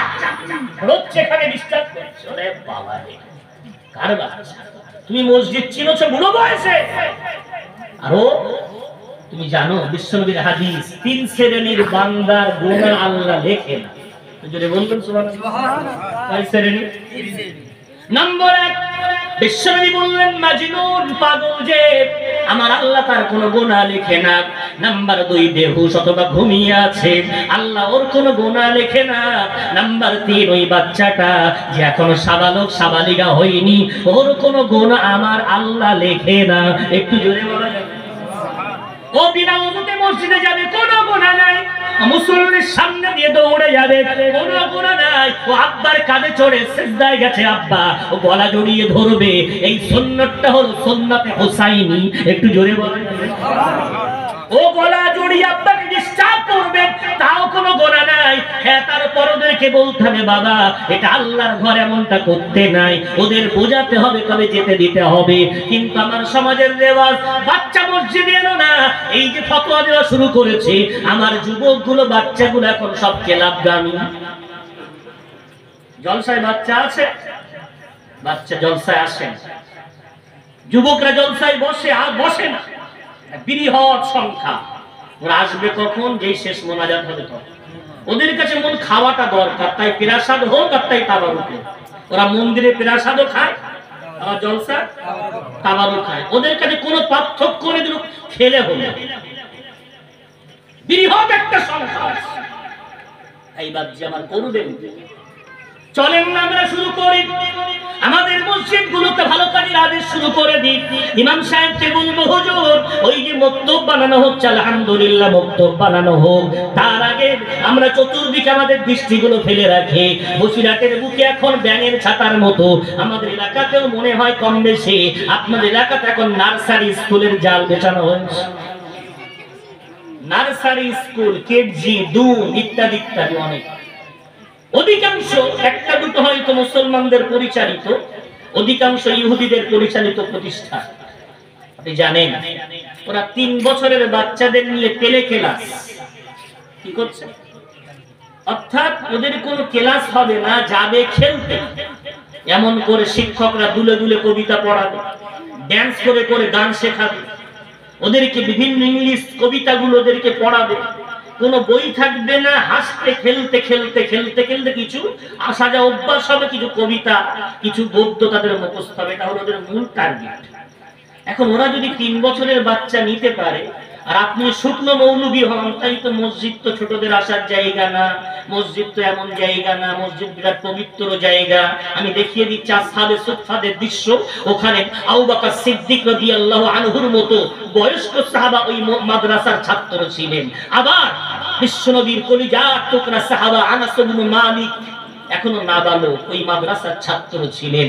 আবার ওই মাদ্রাসার ছাত্র আলী মুরতাদার মতো নওজোয়ান যুবকও ওই মাদ্রাসার ছাত্র ছিলেন।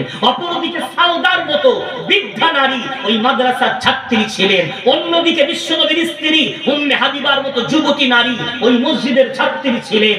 অপরদিকে আম্মা জান আয়েশার মতো নাবালিগা মেয়ে ওই মাদ্রাসার ছাত্রী ছিলেন। আমরা কি করেছি, মক্তব বানিয়েছি গ্রামের বাচ্চাদের জন্য। স্যালুট। এমন হচ্ছে না তো প্রদীপের তলায় অন্ধকার। মসজিদ আপনারাই বানিয়েছেন, মক্তব আপনারাই বানিয়েছেন, সাধুবাদ আপনাদের। কেন? কবে কবরে চলে যাব, ওই দানগুলো সাদকায়ে জারিয়া হবে। অত চলে যাওয়ার ইচ্ছা কেন? একটু বেঁচে থেকে বরকত নিয়ে যান না, একটু বেঁচে থাকতে থাকতে আল্লাহর রহমত নিয়ে যান না। ওই কবে মরে যাব, মরে যাওয়ার পর রহমত তো পাবেন, বেঁচে থাকতে থাকতে রহমত নিয়ে যান। কি হচ্ছে, মাদ্রাসা তৈরি করেছি, কিছু হোক না হোক, মরে গেলে অনেক দূর থেকে মাদ্রাসার বাচ্চা খবর দিয়ে মাইয়েতে মাথার কাছে কোরআন পড়ানো হতো। অন্তত একটা মাদ্রাসা হলে আমার মাথার কাছে তেলাওয়াত তো করবে। কি নিয়ে আমার বিনয়ের সাথে বলতে ইচ্ছা করে, প্রদীপ জ্বালিয়েছেন আপনারা, মক্তব বানিয়েছেন, মসজিদ বানিয়েছেন, আসেন না। প্রতিদিন তো আর কাজে যান না, প্রতিদিন তো আর ব্যস্ত থাকেন না। ওই মাইয়েত হয়ে মৃত্যুবরণ করার পরে কানের কাছে কোরআন শোনানোর আগে জীবদ্দশায় কোনোদিন মাদ্রাসায় বসে একটু কোরআন শুনেন? যেটা বলা যাবে মাইয়াত হয়ে শুয়ে পড়ার আগে জীবদ্দশায় একটু শুনে যান। ইনশাআল্লাহুল আজিজ যেদিন থেকে কোরআন শুনবেন, ওই দিন থেকে কোরআনের প্রতি আপনার মহব্বত তৈরি হবে। ওই দিন থেকে আপনি যে তেলাওয়াত করলো, যে শুনলো, উভয় আমলনামায় সমান নেকি হবে। ওই দিন থেকে আপনি কালিমুল্লাহ হয়ে যাবেন। অর্থাৎ যদি একটু জবান দিয়ে ওই বাচ্চাটা পড়ছিল, সবক দিচ্ছিল আলহামদুলিল্লাহি রাব্বিল আলামিন, আর আপনি বসে বসে পড়ে নিয়েছেন আলহামদুলিল্লাহি রাব্বিল আলামিন, সঙ্গে সঙ্গে আপনি হয়ে গেলেন কালিমুল্লাহ, আল্লাহর সাথে কথোপকথনকারী। একটু জোরে বলা যাবে? কেন? কোরআনটা হলো কালামুল্লাহ। কোরআনটা কি? কালামুল্লাহ। আর যারা কোরআন পড়ে এরা প্রত্যেকেই কালিমুল্লাহ। কথা কারোর সাথে বলে না, কথা বলে কার সাথে? মুসা নবীর মুজিজা আল্লাহ ফিরিত উম্মতে মুহাম্মাদীকে দিয়ে দিলেন। চলেন না আমরা মসজিদে এলান করে ঘোষণা দিই যে আমাদের মসজিদে ওরা যদি নার্সারি স্কুলে 3 ক্লাস বাচ্চা নেয়, আমরাও নেই। চোখে যদি চোখ রেখে জাতির সামনে দাঁড়াতে না পারি, আমার জাতি কিন্তু অনেক সেনসিটিভ। ওরা লাঠি মেরে আমাদেরকে সমাজ থেকে বার করে দেবে। ওরা যদি চ্যালেঞ্জ নেয়, আমরাও চ্যালেঞ্জ নেব। আমার ঘরে 2.5 বছরের বাচ্চা, 2 বছরের বাচ্চা, মা ওদেরকে সকালবেলা কোলে নিয়ে ক্যাটলে নিয়ে খিচুড়ি স্কুলে নিয়ে যাচ্ছে, দেখছেন? নিয়ে যাচ্ছে। হ্যাঁ, ওরা যদি পারে আমরা পারবো না? কি করবে? 2.5 বছরের 3 বছরের বাচ্চা এখানে আসবে, পেলে ক্লাস, পেলে মুক্ত। হুজুর ওদের কোনো কিতাব দেবে না, হুজুর ওদের কোনো বই দেবে না। হুজুর আসার পর হুজুর হয়ে যাবে একটা ইঞ্জিন, ওদেরকে বানিয়ে নেবে নিজের বগি। হুজুর বলবে বাবারা চলো না মসজিদের মধ্যে আজকে আমরা একটু খেলি।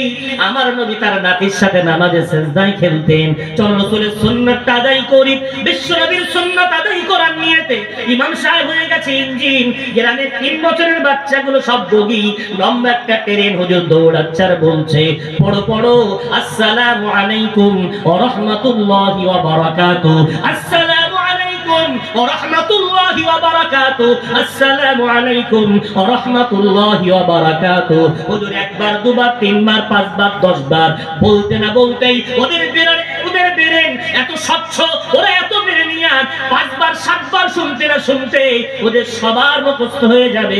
হুজুর এবার নিজের বগিটাকে চেঞ্জ করে নেবে, ওদের কাউকে ইঞ্জিন বানিয়ে দিয়ে হুজুর পিছনে দাঁড়িয়ে যাবে, যে সামনে দাঁড়াবে সেই সকলকে সালাম পড়াবে। আধ ঘন্টা খেলতে খেলতে আমার ঘরের বাচ্চাগুলোর সালাম মুখস্থ হয়ে যাবে। একটু জোরে বলেন কি লাভ হবে? আমার নবীর হাদিস, আফসুস সালাম বাইনাকুম, সমাজে সালাম আম করে দাও, আমার আল্লাহ তোমাদের সমাজে শান্তি বৃদ্ধি করে দেবে। হুজুর আধ ঘন্টা পরে ওদেরকে বলবে, বাবারা আমি তোমাদের কাছে একটা অনুরোধ করতে চাই, আমি দেখতে চাই আজকে বাড়ি যাওয়ার পর আগামীকাল কে কত বেশি মানুষকে সালাম দিয়ে আসতে পারে। ছোট্ট ছোট্ট বাচ্চাদের মাথায় লেগে গেছে, ওরা মুক্ত থেকে বেরিয়ে ছাদ দৌড়াচ্ছে, রাস্তায় যাকে দেখছে তাকে বলছে আসসালামু আলাইকুম, দাদুকে বলছে আসসালামু আলাইকুম, আব্বুকে বলছে আসসালামু আলাইকুম, আম্মুকে বলছে আসসালামু আলাইকুম, মুসল্লিকে বলছে আসসালামু আলাইকুম। 30টা বাচ্চা যেদিকে যায় সেদিকে সালাম সালাম সালাম। পরের দিন এসে বলছে, হুজুর আমি 50 জন ব্যক্তিকে সালাম দিয়েছি, আর একজন বলছে 30 জনকে সালাম দিয়েছি। হ্যাঁ হ্যাঁ হুজুর ওদেরকে একটা ক্যাডবেরি দিয়েছে, একটা লজেন্স দিয়েছে, আলহামদুলিল্লাহ। কিন্তু ভাই বাবজি আমার, আপনি বুঝতে পারছেন না, আপনার বাচ্চা সালাম শিখেছে মানে ও সবচেয়ে দামি কথাটা শিখে নিয়েছে, ও আজ থেকে কল্যাণকামী হয়ে গেছে। ও কোনোদিন মানুষের ক্ষতি চাইবে না, ও সর্বদাই কল্যাণ কামনা করবে। একটু জোরে বলেন কি বলছে? আল্লাহ তোমাদের উপরে শান্তি রহমত বরকত নাজিল করুক। যেটা বলবেন এই ছোট্ট বাচ্চার সালাম কবুল হয় না? হয় না? আমরা সালাম কাদের দেই? হুজুরকে বিরাট সালাম দেয়, ইমাম সাহেবকে দৌড়ে হাঁপাতে হাঁপাতে আসসালাম হুজুর ভালো আছে, দুদিন দেখিনি তো, কোথায় ছিল? আমি তো বাড়ি গিয়েছিলাম অসুস্থ ইত্যাদি। সালাম টালাম দিয়ে পিছনে গিয়ে বলছি এ হুজুর আর চলবে না, মুনাফিক কোথাকার। ওই মোস্তাফা করার কি দরকার ছিল? দৌড়ে সালাম দিয়ে পিছনে গিয়ে গুটি চালে। কত বুঝতে পারছে? এইভাবে সালাম না, সালাম দেয় জীবনে সালাম দিতে হয় আগে দেন বাপ মাকে সালাম দেয়। আমার বাপ মা সালাম পায় না, বাপটা বসে আছে শীতের সময়, এই হালকা হালকা এখন ঠান্ডা গরম ঠান্ডা গরম, বাপটা চোখে দেখতে পায় না, উঠোনে বসে আছে 10টার দিকে বেলা। ছেলেটা বাড়ি এসছে, বাইক বা সাইকেল লেগেছে, আওয়াজ হয়েছে, আব্বা বলছে কে গো? কোনো কথা নেই, প্যাকেট নিয়ে সোজা স্ত্রীর হাতে দিয়ে চলে গেল লাশা।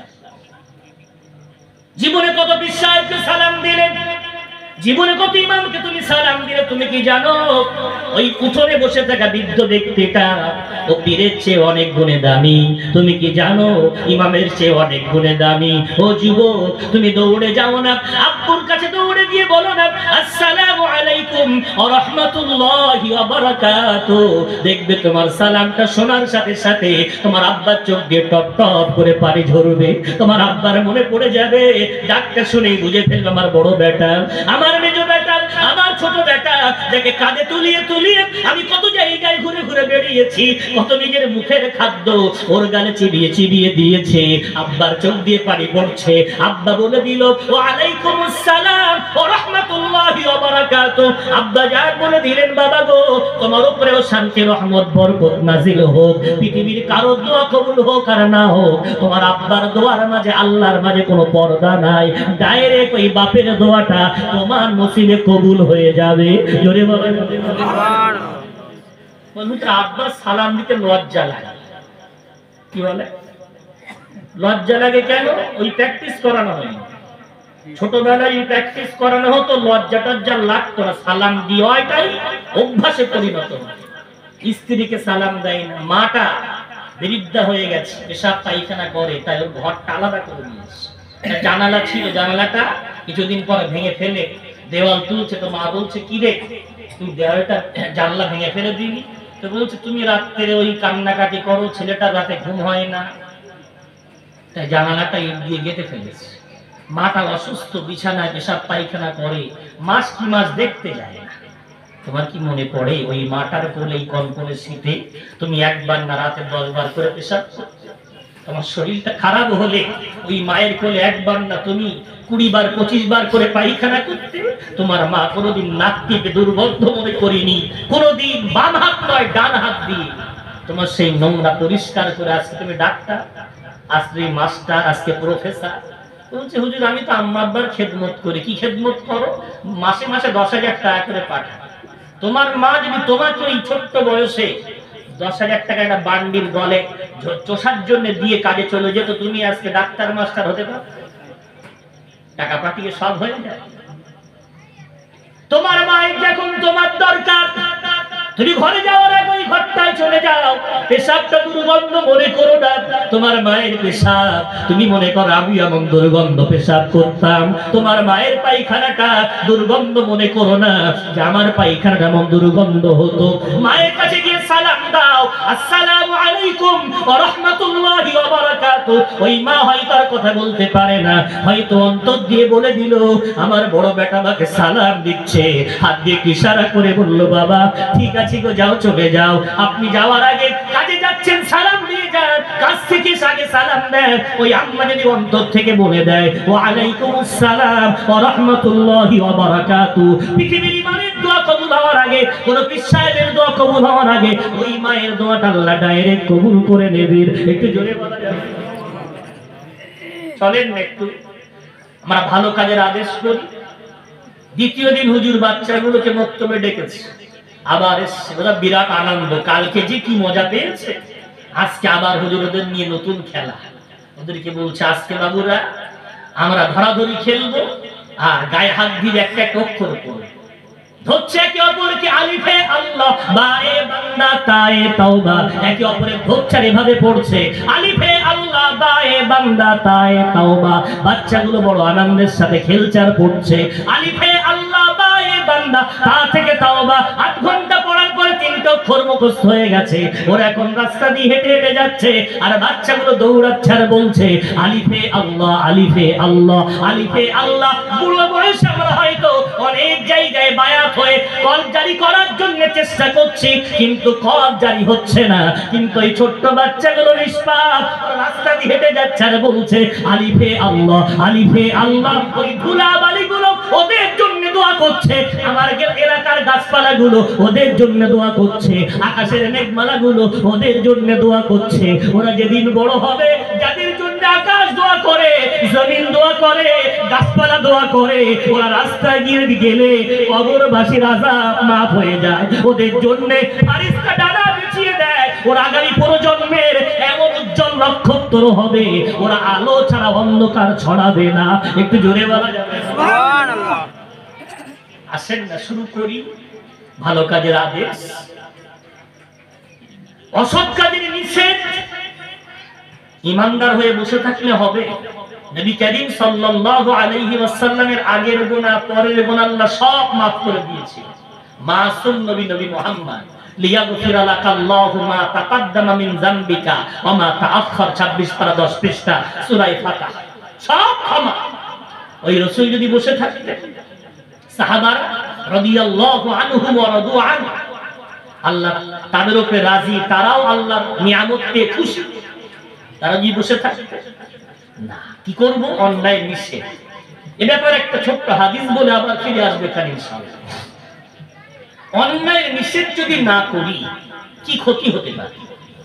বুখারী শরীফের একটা সুন্দর হাদিস, রাসূল করিম সাল্লাল্লাহু আলাইহি ওয়াসাল্লামের হাদিসের মান তো নির্ণয় করা যেতে পারে না। রাসূলের কথাই ছিল জামিউল কালিম, তিনি যা বলতেন সব মধু। সুবহানাল্লাহ। এই হাদিসটা এত মধু, বিশ্বনবী বলছেন আল্লাহর সীমারেখা লঙ্ঘনকারীদের দৃষ্টান্ত এমন বলে রাসূল বলছেন। কেমন? সমুদ্র পথে এক জাহাজ, সেই জাহাজে একদল যাত্রী উঠেছে। জাহাজটা দুতলা। কয়টা? দুতলা জাহাজ। এখন সমস্ত যাত্রীদের উদ্দেশ্য সবাই ওই দ্বিতীয় তলায় থাকবে, নিচের তলায় কেউ থাকবে। কেন? মুসলমান তো একটু বেশি বোঝে, বোঝে না একদম বলা যাবে না, কিন্তু খুব বেশি বোঝে। মানুষ গোমরা তখন হয় যখন বেশি বুঝে থাকে। কথা বলতে পারেন? ইবলিস গোমরা কেন হয়েছে? বেশি বুঝে ফেলেছে। এই বেশি বুঝলে সমস্যা। আমি তো বলতে আমার খুব কষ্ট হয়, মুসলমান পাড়াগুলো গেলে আমার কিছু সংকেত আছে, যদি ভুল বলি ধরিয়ে দেবেন। মুসলমান পাড়া হওয়ার কয়েকটা নিদর্শন। নম্বর 1, চোখ বুজিয়ে রাস্তায় গাড়ি চালাবেন, যদি দেখেন রাস্তা খারাপ শুরু, ভাববেন মুসলমান পাড়া শুরু। নাম্বার 2, এদের রাস্তাঘাট ভালো হয় না, যদি কোনোদিন কোনো কি বলে মেম্বার প্রধান একটু ভালো করে দেয়, উঠোন যত বড় হোক, ওই গরু ছাগল কিন্তু ঢালাই রাস্তা ঘেসে খুঁটি পুঁতে ওখানে বাঁধতে হবে। আমি যে মুসলমান প্রমাণ করতে হবে না, উঠোনে বাঁধবে না, গরু ছাগল বাঁধবে কোথায়? অথচ মুখে বলবে আত্মহুর সাতরুল ঈমান, পরিষ্কার পরিচ্ছন্নতা ঈমানের অঙ্গ, ওই শুধু পালন করবে, মানবে না। ইমাতাতুল আযা আনিত তরিক, কষ্টদায়ক বস্তু রাস্তা থেকে সরিয়ে দেয় বাধা। ওই গরু ছাগলগুলো বাঁধলে কত পথিকের অসুবিধা। ও নাপাক করে রাস্তায় রাখে, মসজিদের মুসল্লি নামাজ পড়তে যাচ্ছে, জানাজা পড়ছে ওই জুতোটা পরে, অর্থাৎ গোবর পেশাব চটকানো জুতো দিয়ে। আল্লাহু আকবার। অনেকে জুতো খোলে না, ওই নাপাক জুতোর তলায় লেগে গেছে। কষ্টদায়ক বস্তু রাস্তা থেকে সরানোর কথা, উঠোন ঝাড়ু দিয়ে ঢালাই রাস্তার মাঝখানে রাখবে, গিয়ে বলেন আমার জন্য যা আমি রেখেছি তোমার। ড্রেনে এদের পাড়ায় হয় না, যদি কখনো হয় ড্রেনে ইট খুলে খুলে পেশাব ভাত তৈরি করি, বলতে যান আমার ড্রেন আমি ভাঙছি, তোমার কি হচ্ছে? এদের পোস্টারে লাইট থাকে না, যদি কখনো দেয় চামগুলতি দিয়ে ভেঙে ফেলে। কোন জ্যাম যদি হয় দেখবে একদম মার্কা মারা বাইক সাইকেল ঢুকিয়ে দিল, ও লাইনে দাঁড়াবে না, জামে পড়ে 8 ঘন্টা অপেক্ষা করে ভালো, লাইনে দাঁড়াতে রাজি না। জান এইবার দুঃখের সাথে বলছি, বিশ্বনবীর হাদিসটা যেদিন আমি পড়াচ্ছি বা যেদিন পড়েছি, সেদিন থেকে আমার মনে হয় বিশ্ব নবী এটাই বলতে চাচ্ছেন। কি বলছে? সব যাত্রী দ্বিতীয় তলায় থাকবে, জাহাজের সিট আছে, আপন আপন তালা আছে, শূন্য সব থাকবে। রাসূল বললেন বাধ্য হয়ে লটারি খেলা হবে। লটারি খেলার পর যার নাম উপরতলায় উঠলো, উপরতলায় চলে গেল, যার নাম নিচুর তলায় চলে গেল। জাহাজ চলা শুরু করে দিল। কিছুক্ষণ পর নিচের তলার বাসিন্দাগুলোর খুব পানি পিপাসা পেয়েছে, পানি আনার জন্য উপরতলায় উঠছে। উপরতলার যাত্রীগুলো নিচের তলার যাত্রীদের বলছে ভাইয়েরা তোমরা এত ডিস্টার্ব কেন করো, বারবার উপরতলায় কেন আসো, আমাদের গায়ে পানি পড়ছে, আমাদের ডিস্টার্ব হচ্ছে। দু একবার কটু কথা বললে তাদের মনে লেগে গেছে, ওরা কষ্টের কারণে আর উপরতলায় যাবে না, ওরা নিয়ত করেছে ওরা নিচের তলায় একটা ইউনিয়ন করেছে, উপরের পানি আনতে যাবে না। কি করবে ওরা? তাড়াতাড়ি করে কুরুল তুলেছে, কুরুল দিয়ে জাহাজ তক্তা ফাটানোর চেষ্টা করছে, জাহাজের তলা থেকে পানি তুলে। উপরের যাত্রীগুলো দেখতে পাচ্ছে যে জাহাজ এক্ষুনি ওরা ভেঙে ফেলবে। রাসূল বলছেন বলো তো, এই জাহাজ ছিদ্র করা থেকে যদি ওরা বাধা না দেয়, ওরা যদি মনে করে যা করা তো আর পানিতে আসবে না, নিচের থেকেই পানি ওরা খাক, জাহাজ যদি ডুবে নিচের তলার যাত্রী শুধু ডুববেন, উপরের তলাগুলো যাবে। সুন্দর বুঝতে পেরেছেন। আজকে আমার সমাজ, আমরা অন্যায় দেখার পরে কি মনে করি এগুলো বক্তাদের দায়িত্ব, এগুলো ইমামদের দায়িত্ব, আলেমদের দায়িত্ব। না না না, একজন ইমামদার মানে অন্যায় হলে এ দায়িত্ব আমাদের সবার। আমার সমাজে অন্যায় হওয়া মানে আমার এই গ্রামের এই সুন্দর জাহাজটাকে ওই পাপাচার ব্যক্তিগুলো ওরা ছিদ্র করা শুরু করেছে। প্রতিবাদ হবে কিভাবে? কাফের বলে না, প্রতিবাদে ভাষাটা আল্লাহ শিখিয়ে দিয়েছেন, যেটা বলবেন না 17 পারা 20 পৃষ্ঠা সূরা হজ্জে আল্লাহ বলেছেন কিভাবে প্রতিবাদ করে মানুষকে ডাকবে। আল্লাহ বলেছেন উদউ ইলা সাবিলি রাব্বিকা বিল হিকমাতি ওয়াল মাউইযাতিল হাসানাতি ওয়াজাদিলহুম বিল্লাতী হিয়া আহসান। মানুষকে ডাকবে যখন, আল্লাহর পথে যখন ডাকবে, তো ডাকার পদ্ধতি 3টি। নম্বর 1 হিকমা, অনেক সুন্দর সুন্দর জ্ঞানের কথা বলে ডাকে। নাম্বার 2 মাউইজায়ে হাসানা, সুন্দর নসিহত করে করে ডাকে। নাম্বার 3 তর্ক করতে হলে মুখের কথাটা খুব সুন্দর সাজিয়ে গুছিয়ে বলবে, যদি বলা যাবে। আজ আমরা তো কাফের বলতে পারলে মনে হয় বেঁচে গেলাম। ইওকে কাফের বলছে, ওকে কাফের বলছে, এওকে আল্লামা, এওকে বিশ্বাস। দেখছেন না জোর ভাই, এরা চিন্তা করছে দুদিন আগে ওই ওকে কাফের বলতে, আবার রিসেন্ট দেখছো আবার আল্লাহ বলতে। ব্যাপারটা বুঝতে পারছো? কি একটা শুরু হয়েছে, পুরো রাজনীতির মতো ইসলামটাকে ভাগাভাগি শুরু করে দিয়েছে। আহারে আফসোস, আহারে পরিতাপ। ভাই বাবজি আমার, আমি বিনয়ের সাথে বলছি, ডাকার কথা আল্লাহ কোরআনে বললেন। আমার সমাজে আল্লাহ নজরের নাম লেখা আছে, ওই জন্য বেশি আমার কষ্ট হচ্ছে। এই গ্রামে ফুটবল টুর্নামেন্ট একটা হয়, বন্ধ আছে, আলহামদুলিল্লাহ। যদি থাকে তো আল্লাহ এটা কিয়ামত পর্যন্ত বন্ধ করে দেয়, এরপর আল্লাহ। আর যেসব গ্রামে হয়, যারা আছেন এখানে, তো নিয়ত করেন, আল্লাহ নজরের কিতাবে লেখা আছে। ভাই বাবজি আমার, একদিকে মসজিদের মুসল্লি নামাজ আদায় করছে, অপরদিকে আমার গ্রাম মুসলমান পাড়া। আলহামদুলিল্লাহ মহেশ করে 90% আমরা মুসলমান। আলহামদুলিল্লাহ এখানে এতগুলো মুসলমান বসতি, সেখান থেকে গানের আওয়াজ আসছে। ইমাম সাহেব নামাজ পড়ে বেরিয়ে বলছে, কি ব্যাপার, গানের আওয়াজ কেন? বলছে আজাদ সঙ্গের ছেলেপিলেরা ওরা একটু আজকে পিকনিক করছে। কি করছে? আজাদ সঙ্গ। ইমাম সাহেব শুনে বলল, ঠিক আছে, চলে গেল, হয়ে গেল, চলেন না, যেন নাম দেন না। বা আমার সমাজ কি করে জানেন, ভালো কাজ করলে ওদেরকে বলে তবলিগ। এটা দল আছে তবলিগ ঠিক, কিন্তু সব ভালো কাজ খালিকে তবলিগ বললে, আল্লাহ হুজুরও তবলিগ ছিলেন। কথা বুঝতে পারছেন? দাদা হুজুরও কথা বলেন, কি ছিলেন? তবলিগ ছিলেন। আজকে ইমাম সাহেব করবে। গানটা শোনার পর কমিটির ভাইয়েরা, চলেন না আমরা 10 জন 15 জন ওই ক্লাবটাই যাই, গিয়ে যুবকগুলোকে ডাকি।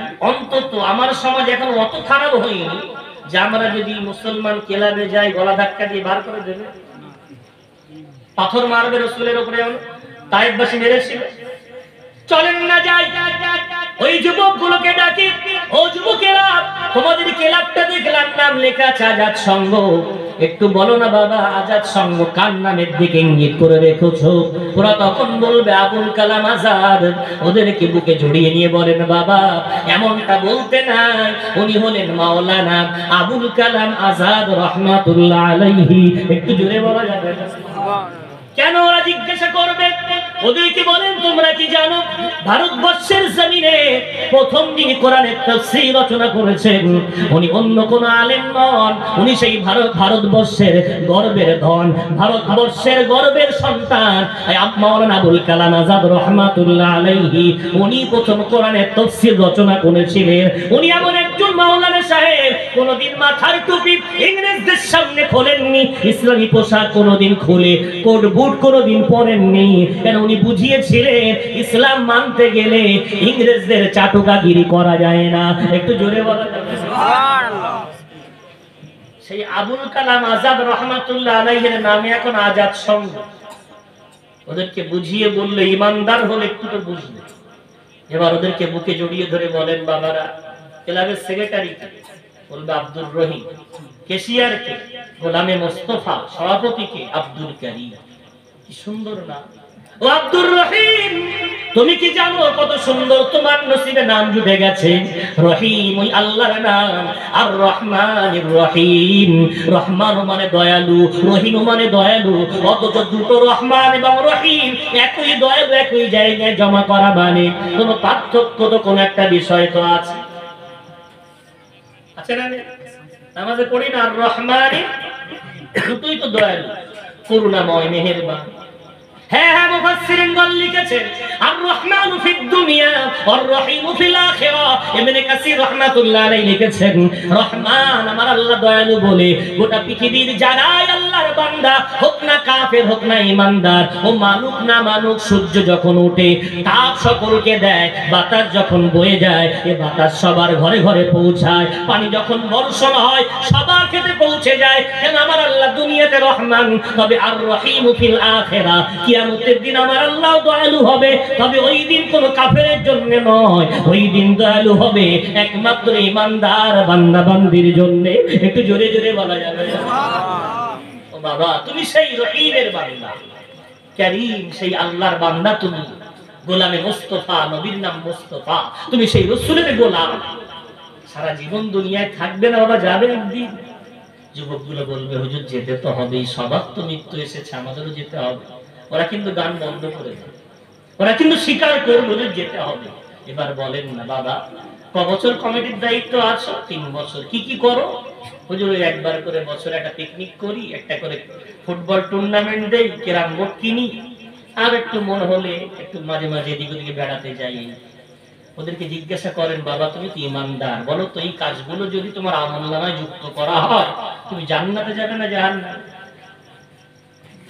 যুবকগুলো তৎক্ষণাৎ হতভম্ব হয়ে যাবে, হয় জবান দিয়ে স্বীকার করবে হুজুর অবশ্যই গুনাহ কাজ যদি আমলনামায় যুক্ত হয়ে যায় আমরা জাহান্নাম ছাড়া কিচ্ছু তো দেখতে পাচ্ছি না।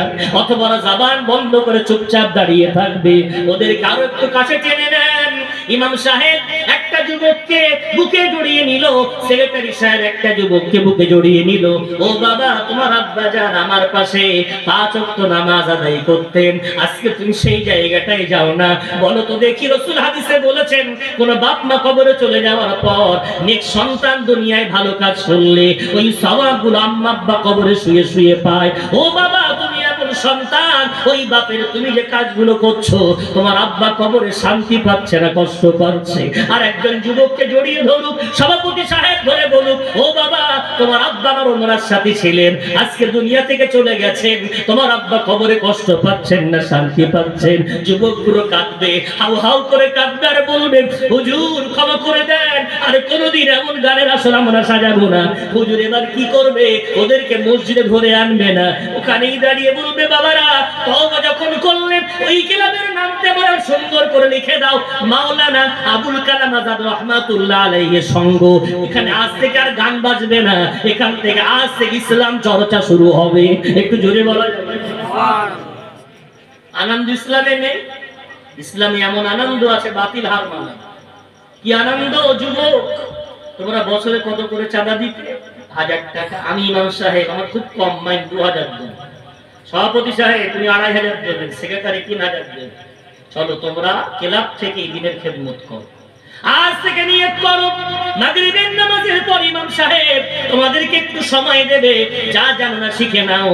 এবার থেকে এই ক্লাব থেকে বছরে আমরা বস্ত্র বিতরণ করব, এই ক্লাব থেকে বছরে আমরা ফ্রি মেডিকেল ক্যাম্প দেব, এই বছরে প্রতি বছর এই গ্রাম এই ক্লাব থেকে আমরা একদল এতিমের খরচের দায়িত্ব নেব।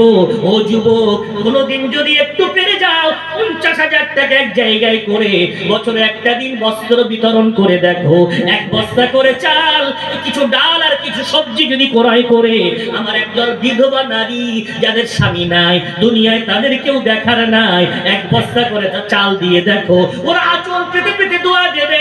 তুমি ওই গানের আসর সাজিয়ে তুমি কিরামতের গুটি বাজিয়ে জান আনন্দ পেয়েছো, ওই চোখের পানি দেখে তোমার মন তোমার জীবন ধন্য হবে, দুনিয়ায় নাজাত পাবে, পরকালে জান্নাত পেয়ে যাবে। একটু জোরে বলা যাবে সুবহানাল্লাহ।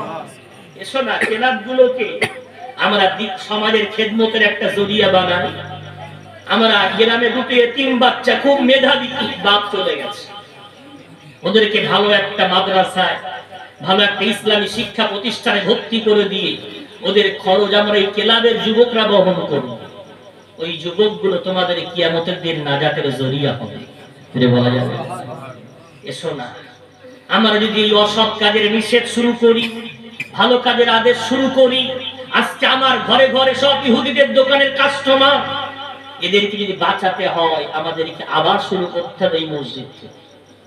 রব্বুল আলামিন তাই আমাদেরকে বললেন খবরদার, ওরা কিন্তু কোনোদিন রাজি হবে না তোমাদের উপরে যতদিন না তোমরা পূর্ণরূপে অনুসরণ না করবে।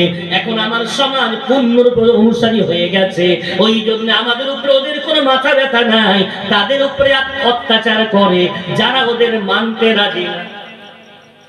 টার্গেট ফিলিস্তিন, এরপরে টার্গেট আফগানিস্তান। অনেক কিছু করে পারিনি, হাতছাড়া হয়েছে। আফগানিস্তানকে একটা সময় বলতো না সন্ত্রাসবাদ, এখন গোটা পৃথিবী ওকে সম্মান দিচ্ছে। আর আফগানিস্তানের মাটির তলা থেকে আল্লাহ তার খাজানা উগরে দিচ্ছে। সুবহানাল্লাহ। কি ব্যাপার আর বলবে না?